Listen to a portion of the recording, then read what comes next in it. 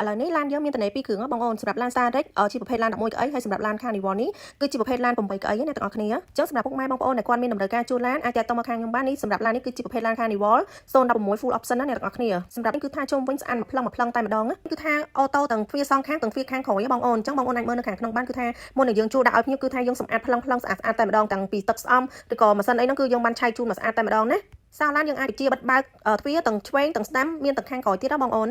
ចឹងសម្រាប់បងអូនដែលគាត់ចង់បានសេរីរឿងទំនើបតែតម្លៃរឿងសមរម្យដែរគឺខ្ញុំណែនាំឲ្យបងអូនជ្រើសរើសយកឡាន Carnival 016នេះណានិយាយរួមទៅគឺខាងក្នុងមិនថាខាងក្នុងមិនថាខាងក្រៅគឺថាស្អាតផ្លឹងហើយសម្រាប់ tele វិញគឺយើងអាចចុចបញ្ជាបិទទាំងបានទាំងសងខាងទាំងខាងក្រោយបានណាចឹងសម្រាប់បងអូនដែលគាត់ត្រូវការចង់ជួលអីគឺគាត់អាចទំនាក់ទំនងមកភ័យនាងខ្ញុំបានសម្រាប់លេខទូរស័ព្ទក៏ខ្ញុំដាក់នៅខាងក្រោមនេះដែរចឹងសម្រាប់បងអូនដែលគាត់ដែលមានបំណងចង់ជួលឡានអីគឺឯកសារងាយគឺថាអត់មានអីញញ៉ៃច្រើនទេគ្រាន់តែមានបានបើកបរជាមួយនឹងតាក់សញ្ញាណបានគឺបងអូនអាចជួលឡានបានទេណានេះនិយាយរួមទៅគឺខាងក្នុងគឺទំនើបបែបហ្នឹងណាបងអូន